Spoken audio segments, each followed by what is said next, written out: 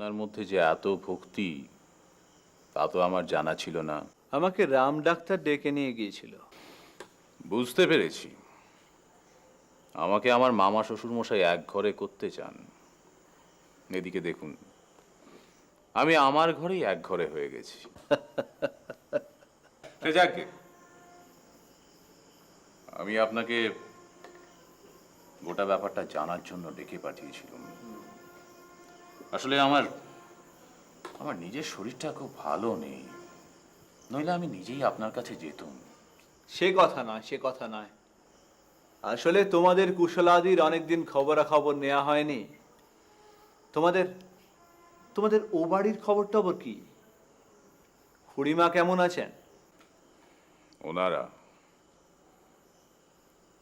ওনাদের তো খারাপ থাকার কথা না, ভালো থাকাই উচিত।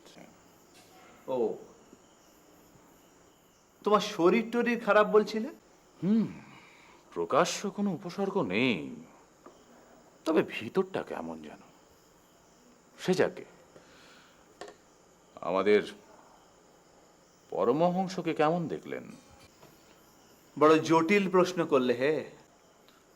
আচ্ছা,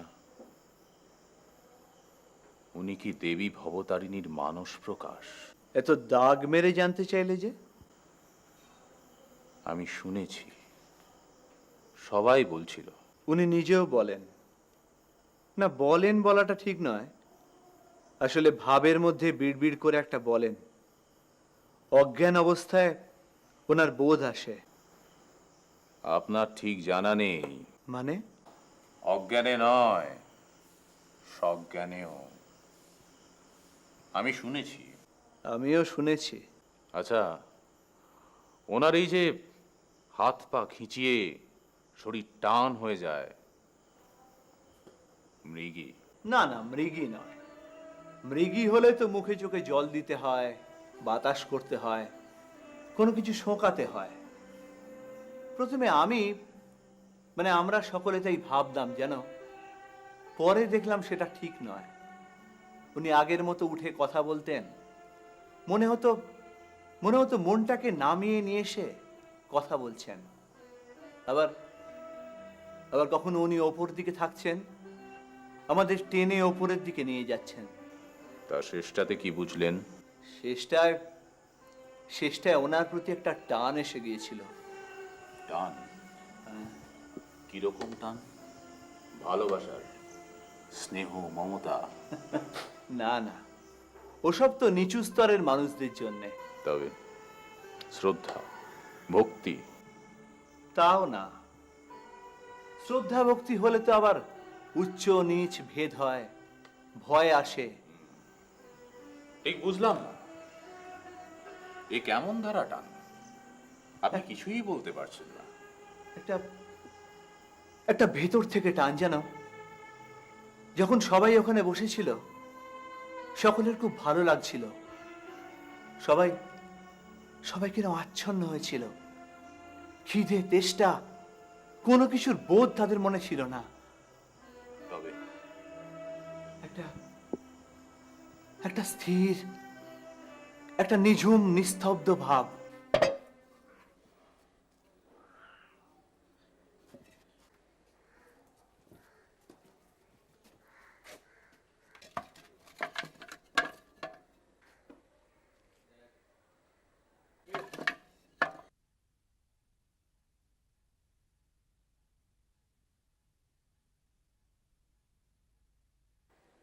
নিন, এসে গেলুম।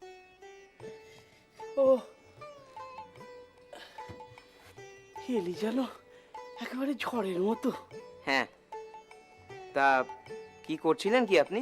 কি আর করব, আজ সকাল থেকে দিনটা ভালো যাচ্ছে না রে। কেন? যত সব তমভাবের লোকজন সব আসছে। হয় হয়, এক একদিন এমন হয়। কি তম ভাবে? ও আছে, তোর তো নয়, তুই বুঝবি না। বোঝালে বুঝবো না? আরে মশাই, আপনি কি আমাকে গর্ধব মনে করেছেন নাকি? আমি অনেক মোটা মোটা বই পড়ে বুঝতে পারি, আপনি জানেন? জানি রে জানি, তুই মস্ত বড় পণ্ডিত। তা কি হয়েছে এবার বলুন। সে রাখাল এলে না হয় শুনিস। না না, আমারও তো তর্স হয় না, আপনি বলুন, আমি এখনই শুনবো। আরে সকালবেলা, বুঝলি, সকালবেলা ফটকের ওধার থেকে দেখি একটা জুড়ি গাড়ি আসছে, ফিটন গাড়ি। তাতে কয়েকটি বাবু বসে। তো রাখাল তো তাদের দেখেই ছুটেছে, আপ্যায়ন করে আনবে বলে ভেবেছে সব ভক্তগণ। আমি তো শালা দেখেই বুঝেছি।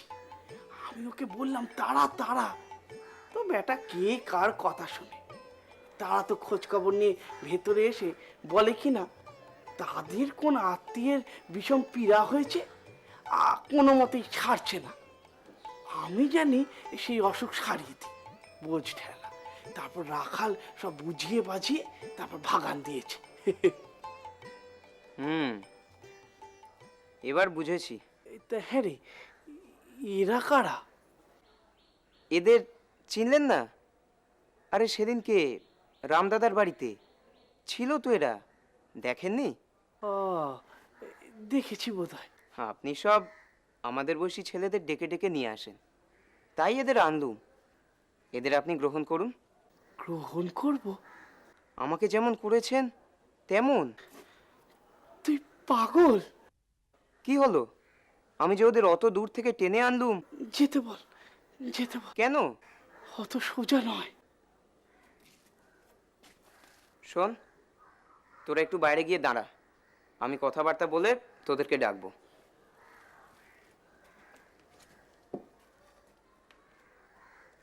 কি মশাই, খুব তো বলেন যে আপনার মধ্যে নাকি ঈশ্বরের সাক্ষাৎ প্রকাশ, তা সেসব কি মিথ্যে কথা?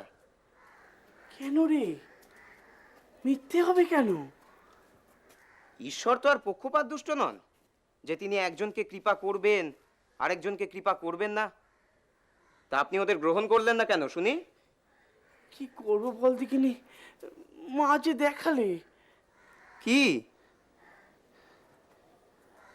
তোর ওই বন্ধুদের মধ্যে পশু ভাব আছে, প্রজন্মে তাদের ধর্মলাভ হবে না। কি বলছেন কি আপনি? হ্যাঁ রে, যা বলছি তাই শোন। হ্যাঁ গো মা, প্রথমটা না ঠাকুরের আচরণে ভারী মন খারাপ হয়ে গেল। এ আবার কেমন ভগবান পাওয়া, যিনি আমাকে গ্রহণ করতে পারেন তিনি আমার বন্ধুদেরকে পারবেন না। এত বেজারি হয়ে গেলুম যে কিছুতেই আর মন্দিরে মন টিকলো না জানো। কেমন একটা অদ্ভুত বিতরাগ এসে গেল মনের মধ্যে। তারপর? তারপর আর কি, বন্ধুদেরকে সঙ্গে নিয়ে মন্দির থেকে বেরিয়ে একটা নৌকো ধরে টানা চলে এলুম। কিন্তু কি জানো, তিনি সত্যি অন্তর্যামী। আমার মনের ক্ষোভ, অভিমান এ সবই তিনি টের পেয়েছিলেন। আমার বন্ধুদের পশু ভাবের বলাটা যে আমি হজম করতে পারিনি এটাও তিনি বুঝেছিলেন, আর তাই প্রমাণও দিয়ে দিলেন হাতে নাতে। কেন রে, কি হলো? ওরা ফেরার পথে নৌকোর ভাড়া মেটাতে গিয়ে অচল পয়সা দিয়ে মাঝিদের ঠকানোর চেষ্টা করেছিল। ছি বিলে, এমন বন্ধুদের সঙ্গে তুই মিশিস? হ্যাঁ গো মা, এটা আমার লজ্জা তো বটেই, কিন্তু কিন্তু তুমি ঠাকুরের কথা ভাবো। উনি কিন্তু ওদের দেখা মাত্র বলেছিলেন যে ওদের দ্বারা ধর্মকর্ম হবে না, আর ওরাও তার প্রমাণ দিয়ে দিল ওদের আচরণের মধ্যে দিয়ে।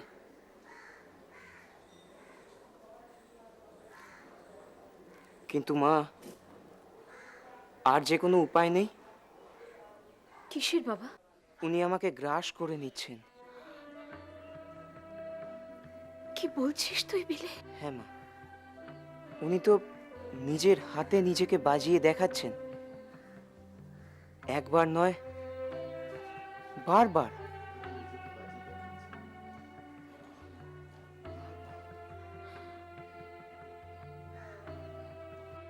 মা, বিলে, তিনি যে সাক্ষাৎ ভগবান। নররূপী নারায়ণ। রাম আমার বাড়িতে আমি তাকে দেখেছিল। শোন বিলে, তিনি যদি সত্যিই তোকে টানেন, তাহলে সে তোর গ্রাস হবে না, সে হবে তোর উদ্ধার।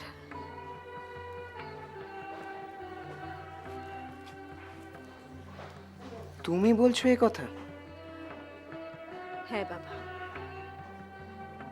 আমি বলছি এই কথা। মানুষ যে এত পবিত্র হতে পারে, সে যে তাকে না দেখলে বোঝা যায় না রে। রাম মামার বাড়িতে আমরা মেয়েরা তাকে খাইয়েছিল, তার মধ্যে দেখেছিলাম সরল শিশু, বালক সুলভ একটা ভাব। তিনি আমাদের মাতৃতন্ত্রে ছুঁয়েছিলেন। তিনি যে সাক্ষাৎ গোপাল, বালকরূপী গোপাল।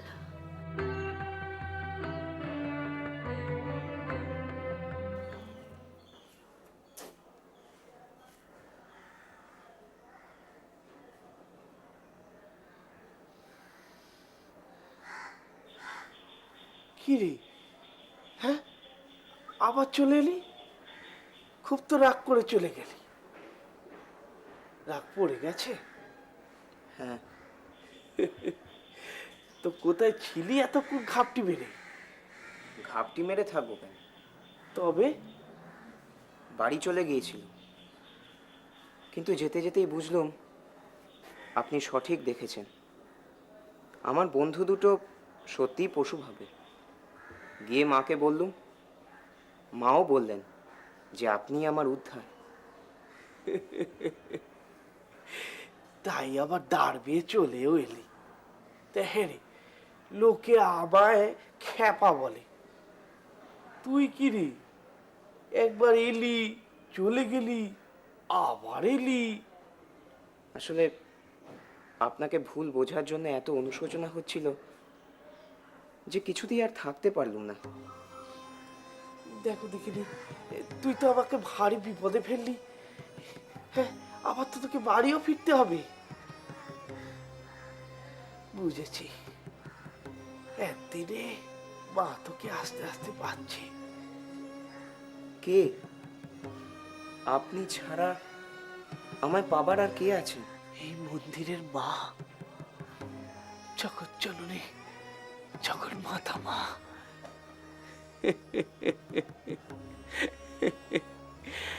একদিক দিয়ে তুই ঠিকই বলেছিস। এর ভেতরে তিনি আছেন রে, এর ভেতরে তিনি আছেন, এর ভেতরে তিনি আছেন, এর ভেতরে তিনি আছেন। জয় মা, জয় মা, জয় মা, জয় মা, জয় মা, জয় মা, জয় মা, জয় মা, জয় মা।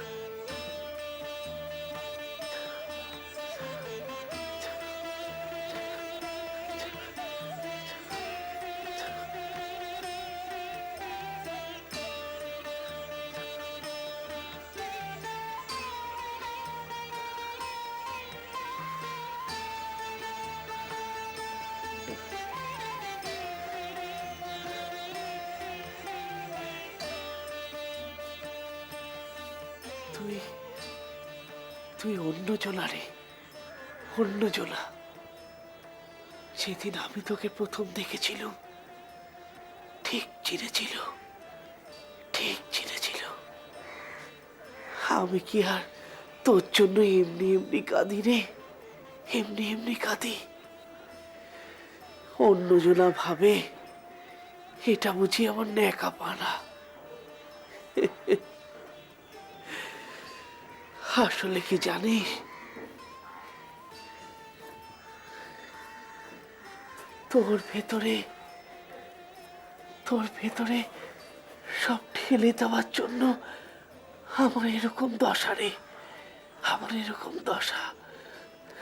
এ কি আবার ছোবেন নাকি আমাকে? না, তুই যা, বাড়ি যা, যা, বাড়ি যা।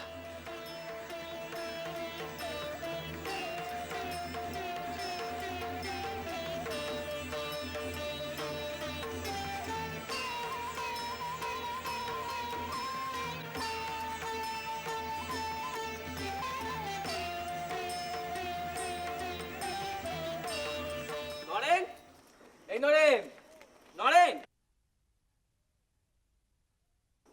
এই নরেন, নরেন, নরেন, এই নরেন, নরেন, নরেন, নরেন।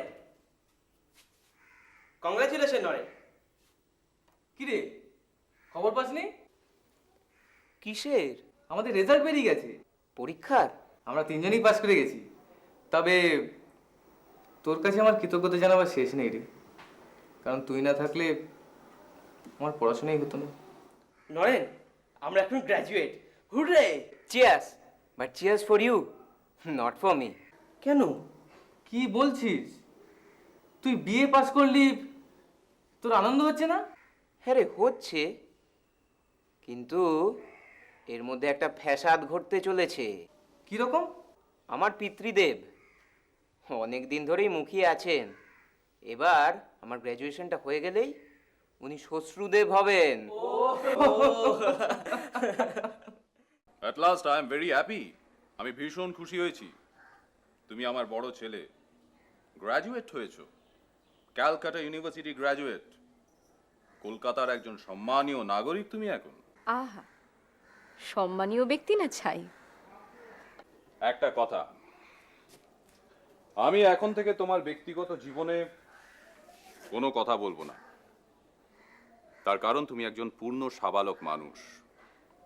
তবে আমার কিছু ব্যক্তিগত চাওয়া না চাওয়া আছে, আশা করি তুমি সেগুলোতে কোনো বাধা দেবে না। নিমাই বাবুর অফিসে তোমার আর্টিকেল ক্লার্কশিপ যেমন চলছে চলবে। আমি তোমায় বিএল পড়াবো। তোমার তোমার বিলেত যাওয়ার টাকাও আলাদা করে রাখা আছে। তোমার ইচ্ছা, আমার স্বাদ, দুটোই সত্যি হোক। এক সময় তুমি বিলেত যাওয়ার ইচ্ছে প্রকাশ করেছিলে, তোমার মনে আছে? কি হলো, তুমি কোনো ভাব প্রকাশ করছো না?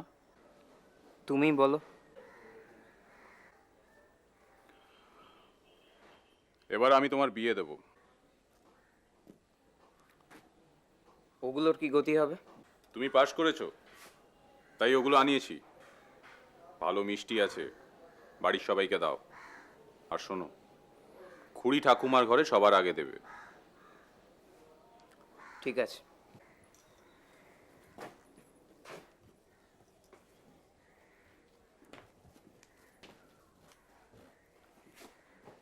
লক্ষ্য করলে? ও হ্যাঁ, বিয়ের কথায় কোনো সাড়া দিল না। আমি বলি কি, এখন তোলা থাক। না না, কারণ সময় আর বেশি নেই। আহা, ছেলের তো আমার মাত্র 21 বছর বয়স। ওর, হ্যাঁ। আমার নয়। কি কথা ছিরি। সে যাই বলো, এই একটা ব্যাপার কিন্তু আমি ফেলে রাখতে রাজি নই। কিন্তু ও যদি মাথা না পাতে? সেটাও আমি দেখতে চাই। তারপর? ওর মতের অপেক্ষাতে আমি আর থাকবো না। জোর করে ধরে এনে ছাদনাতলায় বসাবো আমি।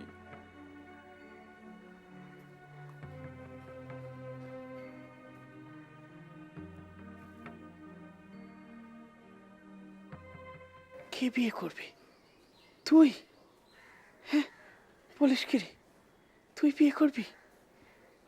যেই পরীক্ষায় পাস দেওয়া হয়ে গেল অমনি বিয়ে? তুই একবারে ছেদো কারবারি। আরে শালা, তুই বিয়ে করবি কি রে? টোপর পরে ছাতনা তলায় বসবি? হ্যাঁ, মানে শাস্ত্র মতে করতে গেলে তো সেসব হবেই। বলিস কি রে? আমার বাবা তো সেই ব্যবস্থাই করতে চলেছেন। না না, ও লরেন, তোকে দিয়েছে আমার অনেক কাজ রে, তোকে দিয়েছে আমার অনেক কাজ। সে আর কি হবে বলুন, আপনার কাজ এখন আপনি নিজেই সামলান। ও লরেন, তাহলে কি হবে রে? ও লরেন, লরেন রে। কি নড়েন নড়েন করছেন তখন থেকে? শুনুন মশাই, আমার বাবা ঠিক করেছেন আমার বিয়ে দিয়ে দেবেন, এতে আপনার কি বলার আছে? আমি কি এখন তার কথার অবাধ্য হব? কি বলবো তাকে, যে দক্ষিণেশ্বরের খ্যাপা ঠাকুরের খিদমত খাটতে হবে বলে আমি আমার বিয়ে করব না?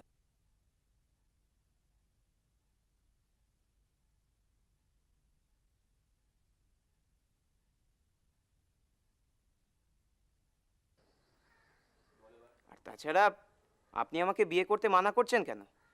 নিজে তো সব সেরে বসে আছেন। ওরে, আমার যে অন্য দশা ছিল, ও তুই বুঝবি নে। দেখুন মশাই, আপনাকে আমি একবার বলেছি, ওই বুঝবি না কথাটা আমাকে বলবেন না। আপনি বোঝান, তারপর দেখি কেমন না বুঝে পারি। কি হলো, হাসছেন যে?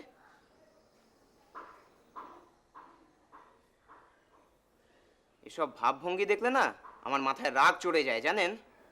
ওরে, আমি যে বিয়ে করেছি সে অনেক ব্যাপার। আমি কি জগতের নির্বন্ধ রে? তবে সে অধিকার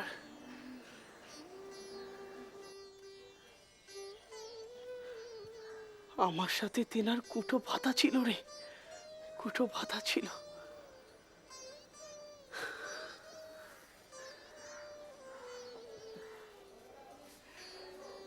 ওরে, আমি কি বিয়ে করেছি সংসার করব বলে রে? তাহলে জগৎকে শিক্ষা দিতে হবে না, মানুষকে মানুষকে শেখাতে হবে না? এর জন্যই তো তিনি এসেছেন রে, এর সশক্তিক প্রকাশ সেজে। নইলে নির্গুণ ব্রহ্ম জগৎ ব্যাপারে কি করবেন? শক্তি নারী রূপে সহধর্মিণী হয়েছে।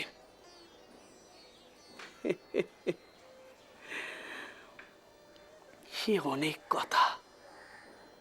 আমার যেখানে বিয়ে হলো সেখানে আমার বয়স ছিল 24 বছর, আর তার 5। বড় ধুমধাম হয়েছিল। চিনু দাদা তার দলবল নিয়ে নন্দী ভিরিঙ্গি সেজে ঠেলে চলেছিল বরযাত্রী দক্ষ রাজার ঘর থেকে পার্বতীকে নিয়ে আসতে। ওরে, তারপরই ঘটলো অঘটন। বিয়ের শুরুতেই 27 কাঠির বন্ধনে হাতের মঙ্গলসূত্র পড়ে গেল। সবাই সবাই হায় হায় করে উঠল, এ কি হলো, এ কি হলো? আমি বললুম, ভালোই হয়েছে, অবিদ্যার বন্ধন পড়ে গেছে, ভালোই হয়েছে। তার মানে আপনার বিদ্যা বন্ধন?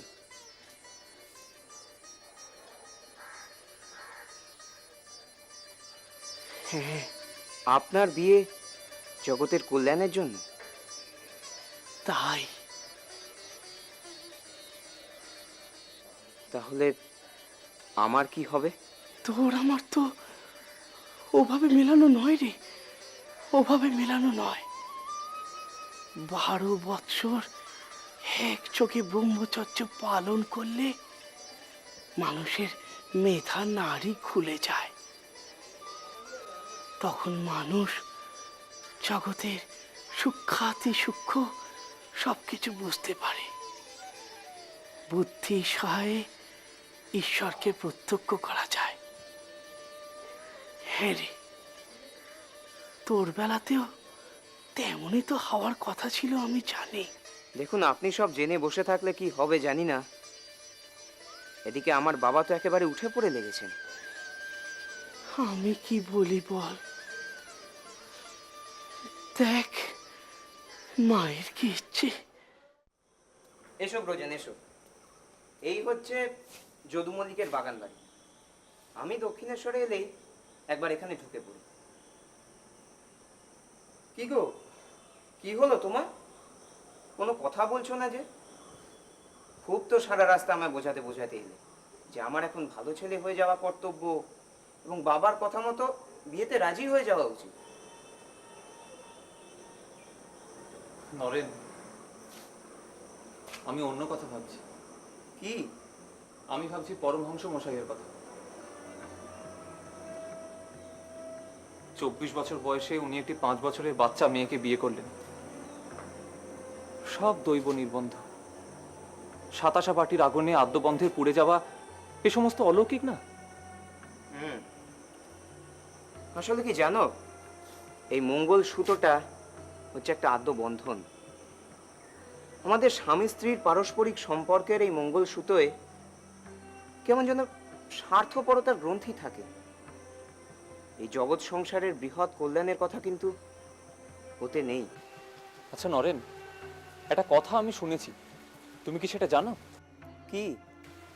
এই যে মন্দিরের মধ্যে উনি ওনার বিবাহিতা স্ত্রীকে এনে মাতৃপূজা করছেন। হ্যাঁ, আমিও শুনেছি। আর আজ যে উনি ভগবানের সশক্তিক প্রকাশের ব্যাখ্যা দিলেন, এতেও কিন্তু মিলে যায়। অদ্ভুত, তাই না? আজ তো তুমি ওনাকে যাচাই করার জন্য এসেছিলে। মূলত তাই। কি বুঝলে? কায় মনোবাক্যে আধ্যাত্মিক যুগের মানুষ। কিন্তু তাতে আমার কি এলো গেল? এবার কিন্তু তাহলে আমার প্রশ্ন করার পালা। হ্যাঁ করো, প্রশ্ন করো। তোমরা কেউ আমায় কোনো প্রশ্ন করো না বলেই তো আজ আমার এত কষ্ট।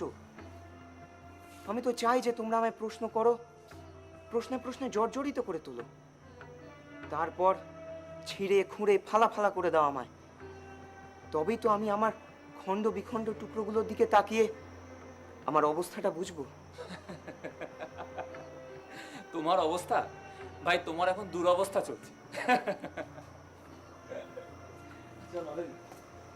একটা কথা আমাকে বলবে, তুমি কি আত্মনির্ভরতা হারাচ্ছ? Any lack of self confidence? Okay, let me mind my own business. আমাকে আমার ব্যাপারটা ভাবতে দাও। আরে তুমি তো আমাকে বললে যে পাল্টা প্রশ্ন করতে। ছাড়ো, তার চেয়ে আমি বরং তোমায় একটা প্রশ্ন করি। আজ তোমার ওনাকে কেমন লাগলো? বললাম না, উনি হচ্ছেন কি আধ্যাত্মিক জগতের মানুষ। আরো বলো। পৃথিবীর সমস্ত দর্শন ওনার চৌকাঠে এসে শেষ হয়ে গেছে।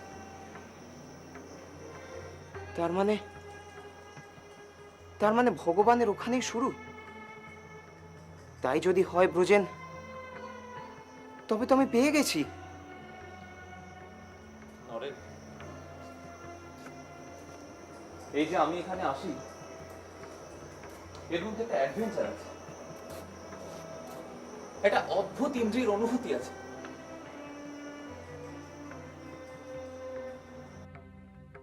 যাও, আমি তো অতীন্দ্রিয় অনুভূতির কথা বলছি। সবাই কি তা পায় নরেন? তুমি যে স্তরের, আমরা কি সেই স্তরের?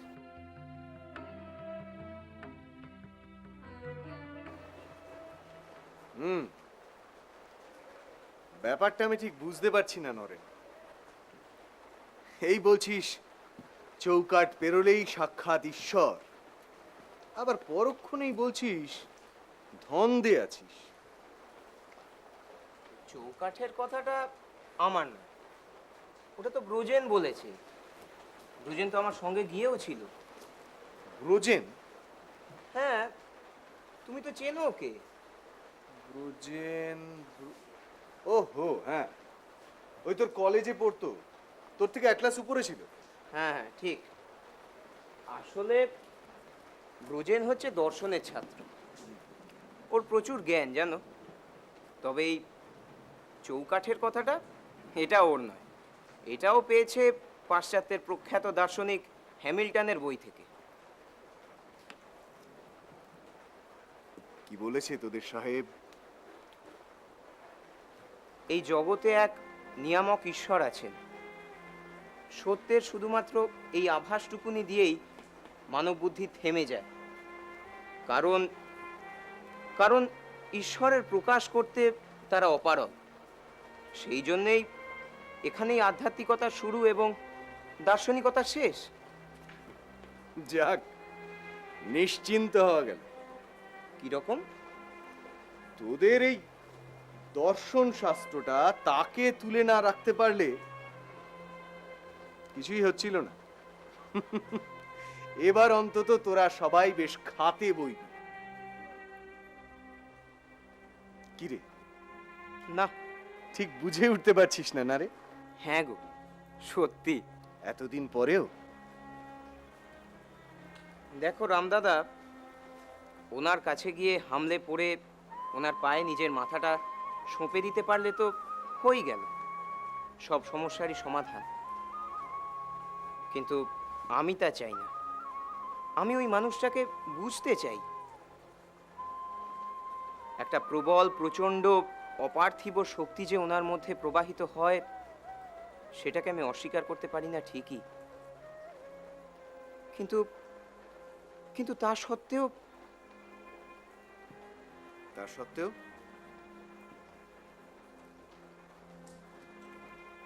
আমি ওই শক্তিটাকে শনাক্ত করতে চাই।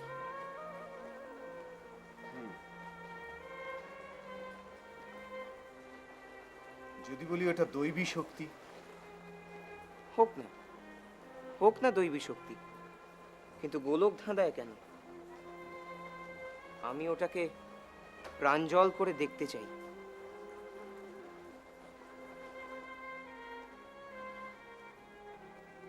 তাহলে এখন কি করবি? দক্ষিণেশ্বরে যাব না। কতদিন? দেখি কতদিন পারি।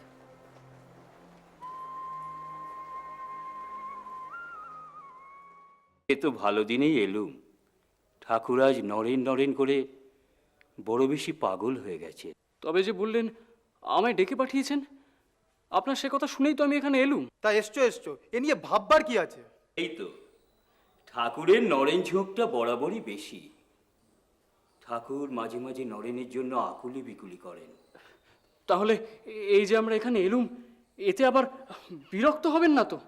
হলে হবেন, কিন্তু আজ বুঝতে পারবে কি অলৌকিক প্রেম কাকে বলে। ঠাকুরের কাছে ভক্তজনের আনাগোনার বিরাম নেই, কিন্তু নরেনের জন্য যে ভাব, সে ভাব তো অন্য কারো জন্য নয়। কি করে হবে? কেন রাখাল? নরেনকে আমি অনেক দিনই চিনি, আমাদের সিমলেরই ছেলে। তার জুড়ি গোটা চত্বরে নেই, তার জন্য সবারই আলাদা ভাব। ওই তো ঠাকুর মন্দিরে গেলেন, দেখি কি হয়। ঠাকুরের কাছে যদি থাক পেতে চাও, তাহলে ওসব ভাবলে চলবে না। ঠাকুরের কাছে সবাই সমান।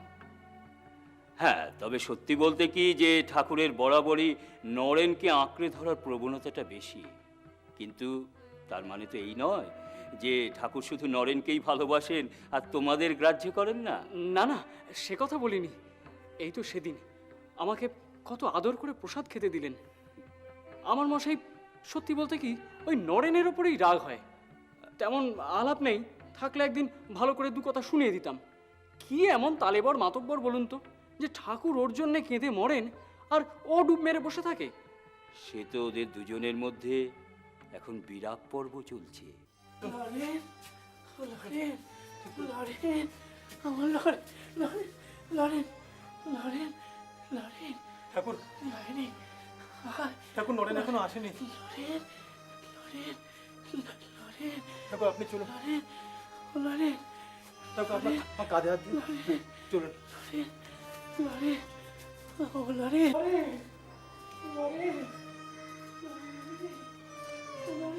দেখুন, ভাবাবিষ্ট দশা, তবু নরেন নরেন করছেন।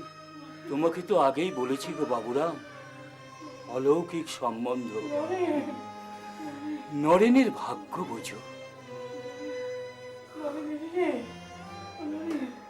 কিরে, হঠাৎ তোর ব্যাপার কি? কেন? মন্দিরে যাওয়া বন্ধ করেছিস যে? তুই জানিস ঠাকুর কি অস্থির তোর জন্যে? আমার জেনে কাজ নেই। নরেন, মাঝে মাঝে তুই এত কঠিন হয়ে যাস কেন? তোর মতিগতি বোঝা সত্যি ভার। আশ্চর্য, তোরাই বা কি করে ভেবে নিলি যে আমি দিন রাত দক্ষিণেশ্বরে গিয়ে পড়ে থাকবো? আমার কি অন্য কোনো কাজকর্ম নেই? ঠাকুর অত শত বোঝেন?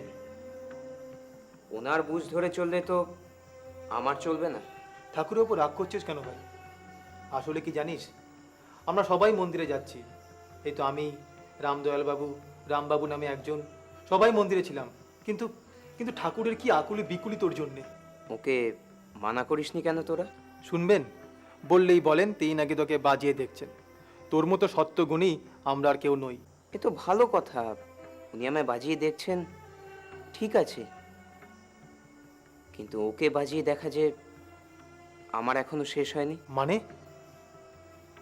আমায় আরো জানতে হবে, আরো বুঝতে হবে, আরো দেখতে হবে। শোন রাখাল, তোকে আমি একটা কথা বলি। তুই তো আমার আগে থেকে ওনার কাছে যাচ্ছিস। আমি জানি না যে তুই এতদিন ওকে কি করে সামলালি, কিন্তু আমি তো এই কদিনে ওনার টানা হেঁচড়ায় আমার তো ফাঁসা ফাঁসা অবস্থা। ভেবে নিস এটা তোর কপাল। হবে হয়তো, কিন্তু কিন্তু আমিও কিন্তু ওর টানের কথা না বুঝে না জেনে সেখানে যাচ্ছি না। আমি মানছি যে ওর টান আছে, কিন্তু আমারও সতর্কতা আছে। তোর মধ্যে আকুলতা নেই? আছে, আকুলতা তো আছেই, কিন্তু সতর্ক আকুলতা। আমি কেবলমাত্র সত্যের জন্য চাইলে ওনার সঙ্গে এমনকি ধস্তাধস্তি করতেও রাজি।